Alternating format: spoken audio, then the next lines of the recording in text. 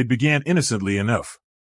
In 1970, a nursing student named Donna received a gift from her mother, a seemingly benign, Raggedy Ann doll with a painted-on smile and button eyes that glittered with an unassuming charm. But Donna would soon realize that behind the stitched grin and soft, childlike form lay a darkness far beyond her comprehension. At first, the doll sat quietly on Donna's bed, its presence a nostalgic reminder of childhood. But soon, things began to change. Donna and her roommate Angie noticed that the doll seemed to shift positions when they weren't looking. They would leave the apartment, only to return and find Annabelle with her legs crossed or her arms folded in ways they hadn't left her. What started as an eerie curiosity quickly spiraled into something more sinister when they found the doll standing upright, leaning against a chair as if caught in mid-motion. The strange occurrences escalated. Notes written in crude, childish scrawl began appearing on parchment paper that neither Donna nor Angie owned. The messages were simple yet chilling: help us and help Lou. Lou was Donna's boyfriend, who had always felt an inexplicable unease about the doll. He dismissed it as an irrational fear at first, but that soon changed. One night, Lou had a particularly vivid nightmare. He awoke drenched in sweat, unable to shake the feeling of being watched. As he sat up, catching his breath, he felt a pressure on his chest as though a pair of invisible hands were pressing him down. His eyes widened in terror as he looked down and saw Annabelle at the foot of the bed, her stitched smile more menacing than ever. Just as suddenly, he felt sharp, burning pain, claw marks seared across his chest as if an unseen force had lashed out. By morning, the marks had faded, but the terror did not. Donna and Angie, now terrified, sought help from a medium. During a seance, they learned that a spirit named Annabelle Higgins resided within the doll. Annabelle, according to the medium, was a young girl who had died tragically on the land where their apartment now stood. The spirit claimed she felt comforted by Donna and Angie, asking for their permission to stay within the doll. Moved by the story, the girls agreed. But Lou remained skeptical, convinced that the spirit's innocence was a ruse. Lou's suspicions proved all too accurate. The activity grew more violent, objects would move or crash inexplicably, and cold, unsettling drafts would sweep through the room. One evening, Donna came home to find the doll lying on her bed with what appeared to be blood smeared on its cloth hands and chest. The crimson stain was a grotesque mockery of life, as if the doll itself had bled. Frightened and desperate, Donna reached out to a local Episcopal priest, Father Hagen, who listened to their harrowing tale and quickly referred the case to someone who could help: Ed and Lorraine Warren, the renowned paranormal investigators known for their work with the occult and supernatural. Lorraine, a clairvoyant with a keen sensitivity to the spirit world, felt a wave of dark energy wash over her as soon as she entered the apartment. "This isn't a child spirit," she warned. "It's something inhuman, something that preys on sympathy to gain permission and power." Ed explained that what resided within Annabelle was no mere ghost, but a demonic entity. It had lied about its identity to manipulate Donna and Angie, using their compassion to secure a foothold in their home. "Spirits don't possess objects like dolls," Ed said, his eyes grave and resolute. "They possess people. This doll is simply a conduit, an anchor for the entity's malevolent intent." The Warrens knew they had to act quickly before the situation spiraled further out of control. Ed and Lorraine Warren wasted no time. Armed with years of experience and unwavering resolve, they began their investigation into Annabelle's true nature. Lorraine's clairvoyant gift allowed her to sense the malevolent spirit's presence as soon as they stepped into Donna and Angie's apartment. The air was thick, charged with an unnatural energy that clung to the skin like damp fog. Annabelle sat on the living room couch, lifeless yet somehow aware, her button eyes glistening as though they held secrets too dark to tell. Ed's deep voice cut through the tension as he laid out the danger. "This isn't a case of a haunting. This is a case of oppression. It seeks to wear you down, to claim more than your fear. It wants your souls." His words sent shivers down Donna's spine. She recalled the inexplicable moments, the cold, ghostly touches at night, and the creeping sense of being watched when no one else was there. This was more than they had ever feared. That night, Lorraine prepared a ritual to bind and contain the spirit within the doll, ensuring it could no longer harm anyone. As she moved through the motions, reciting protective prayers, shadows seemed to shift and move at the edges of the room. Ed, standing guard, felt a sudden chill slice through the air, followed by a low, guttural growl that seemed to echo from the walls themselves. Annabelle's once innocent form now seemed to radiate malice, her painted smile contorted by the flickering candlelight. Suddenly, a crash came from the kitchen, a cabinet door swung open and slammed shut with a force that rattled the entire room. Donna gasped, clutching Angie's arm as they backed into the corner. The temperature plummeted, and their breath came in clouds. "Stay focused," Lorraine urged, her voice unwavering but her eyes wide with vigilance. She closed her eyes, reaching out with her mind, trying to sense the source of the entity's power. Moments stretched like hours. Then, Annabelle shifted. It was subtle at first, a slight tilt of her head, but it was enough to send a wave of panic through the room. The growling deepened, resonating from within the doll itself. Ed stepped forward, holding a crucifix aloft. "You are not welcome here," he commanded, his voice ringing with authority. The air grew thick, pressing down on everyone as if the room itself were collapsing inward. But Ed held firm, his focus unwavering. The growling ceased, replaced by an eerie silence. Lorraine opened her eyes, a knowing look passing between her and Ed. "It's bound," she whispered, the room easing its grip on them as if exhaling after a long, torturous breath. Yet, the doll's presence was still palpable, a quiet, pulsing darkness that lingered like a warning. After ensuring the apartment was safe, Ed and Lorraine decided the best course of action was to remove Annabelle from Donna's home. "It's too dangerous to leave it here," Ed explained. "The entity has claimed this place as a domain. It needs to be sealed away." With the doll carefully secured in a protective case, the Warrens drove home, taking precautions to prevent the spirit from wreaking havoc along the way. But even with these measures, the ride was anything but peaceful. As they drove down the winding, shadowy roads of Connecticut, the atmosphere inside the car grew colder. The radio turned on by itself, blaring static before switching to an old song that seemed grotesquely out of place. The steering wheel pulled left and right, trying to swerve the car off the road. Ed tightened his grip, jaw set with determination. "Not today," he muttered under his breath, fighting against the unseen force with every ounce of strength.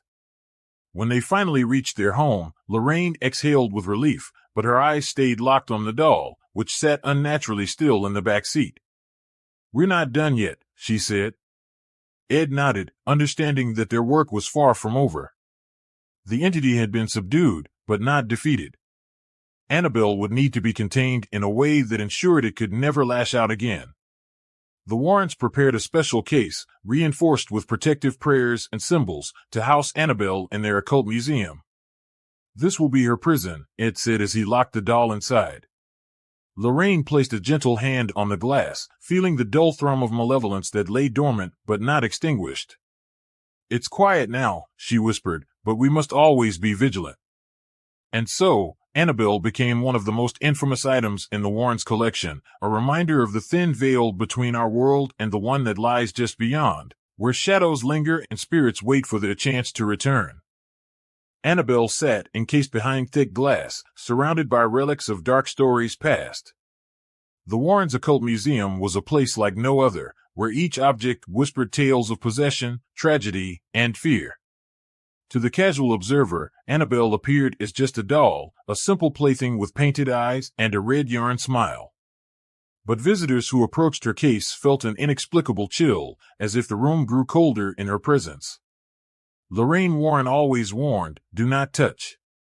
Do not even tap on the glass."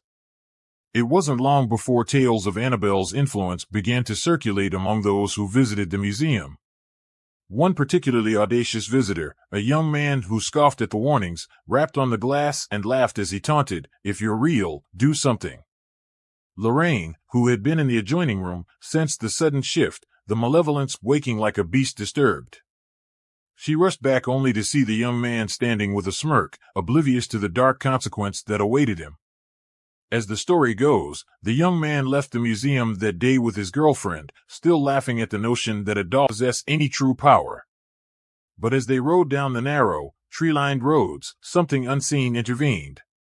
The young man lost control of his motorcycle, crashing into an oncoming vehicle. He died on impact, his girlfriend severely injured but able to recall his final moments. He was laughing, she whispered to Lorraine when visited in the hospital, and then, we crashed. Lorraine's eyes hardened with a knowing sorrow. Annabelle had claimed another warning, etched in pain and death. Despite the danger, people continued to flock to the museum, drawn by the sinister allure of Annabelle. For those who believed, the stories were cautionary tales, proof that darkness existed beyond what the eye could see. For skeptics, it was a show, a piece of theatrics from a bygone era of paranormal hysteria. But Lorraine always insisted, it's not belief that gives it power. It's the defiance, the mockery, the invitation. Over the years, even seasoned paranormal experts who came to examine Annabelle walked away with newfound respect and fear. Some reported feeling an overwhelming sense of sadness or dread upon nearing her glass enclosure. Others claimed to hear faint whispers, as if the doll carried a fragment of the further within her stitched form. One priest, who visited at Ed and Lorraine's behest, even felt compelled to bless the case repeatedly, unable to shake the sense that something within was watching him closely. The Warrens took these incidents seriously, reinforcing the case with sacred inscriptions and ensuring that no one could open it. Ed explained to guests that the case served as a barrier, not just to contain Annabelle but to prevent her influence from spreading. It's like a lock on a cage, he said, his eyes shadowed by memories of battles with the unknown. You don't keep the danger out, you keep it in. Yet, even with these precautions, Annabelle remained restless. Late at night, Lorraine would sometimes awaken with a jolt, as if touched by an icy hand, only to find the museum unnaturally silent. On those nights, she would stand before the case, the room drenched in darkness save for the dim glow of a single bulb. The doll sat motionless, but Lorraine swore she could feel it, an energy pulsing faintly, a reminder that they were merely the keepers of a deeper, more ancient force that refused to be silenced. The stories of Annabelle's power rippled far beyond the walls of the museum. Researchers, thrill-seekers, and skeptics alike wanted to see the doll that had been declared by Ed Warren as one of the most dangerous items they'd ever encountered. For Lorraine, each visitor was a test, a new potential spark that could reignite Annabelle's fury.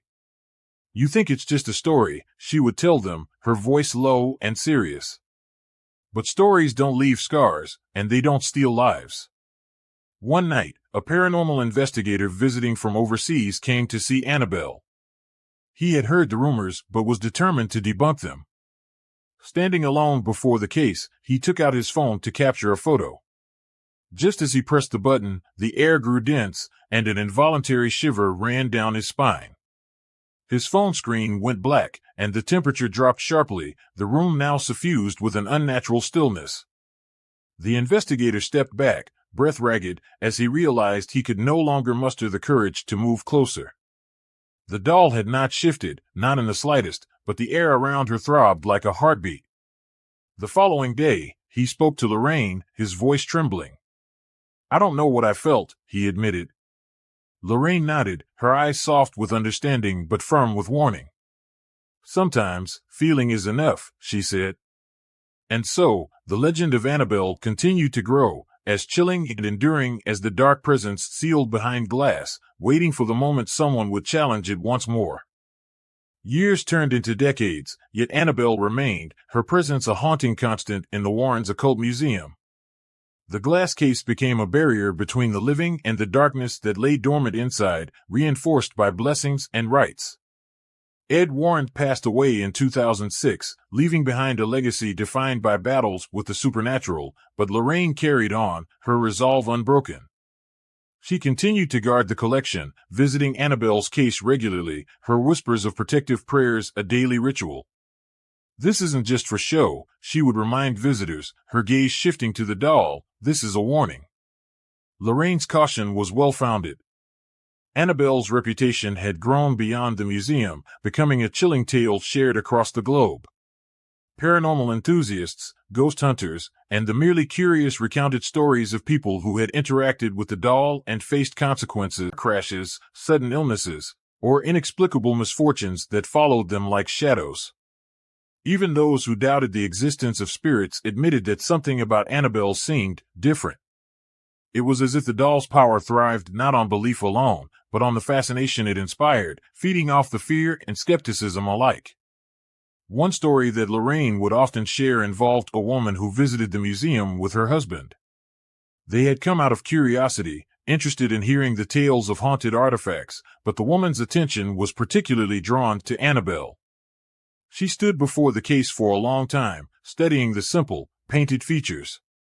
"It's just a doll," she whispered, barely audible, but the moment she turned away, a sudden dizziness overcame her.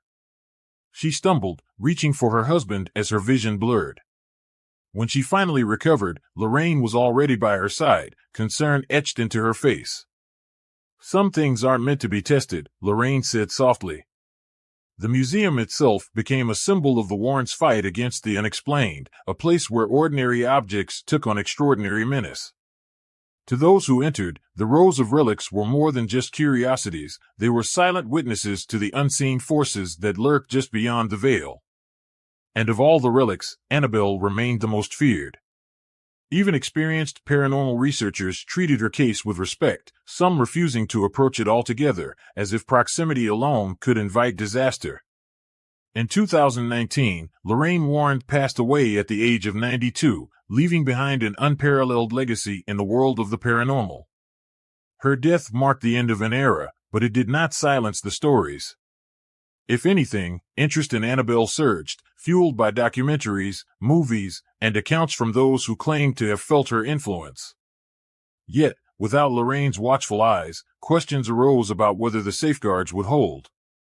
The museum remained under the care of the Warrens' descendants, who promised to maintain the protections, but whispers suggested that Annabelle's presence had grown more restless, as if aware that the guardian who had kept her dormant was no longer there. Despite the decades that had passed since Donna first received the doll, the tale of Annabelle continues to send shivers down spines. She is a testament to the idea that some objects are more than just material. Some carry with them a weight, a story that resonates with darkness. The museum, though closed to the public for a time, still held the doll that seemed to embody this very notion. A museum caretaker once remarked, "Every now and then, you'll hear something shift, like a rustle, and you can't help but think it's her." To this day, Annabelle remains locked in her case, adorned with warnings, positively "do not open." It's a reminder, not just of the doll's story, but of the unseen forces that the Warrens spent their lives confronting. A reminder that the line between our world and the one that lies beyond is thinner than we'd like to believe, and sometimes, all it takes is a simple invitation for that darkness to cross over. And in the still silence of the museum, the echo of Lorraine's final warning seems to linger, respect it, or suffer the consequences. And so, Annabelle's story continues, whispered in the dark, recounted by those who dare to remember. A tale not just of a doll, but of the relentless pursuit of the unknown and the timeless dance between curiosity and caution. As long as Annabelle sits behind her glass, eyes unblinking and smile frozen, her legend lives on, a chilling reminder that some stories are better left untold.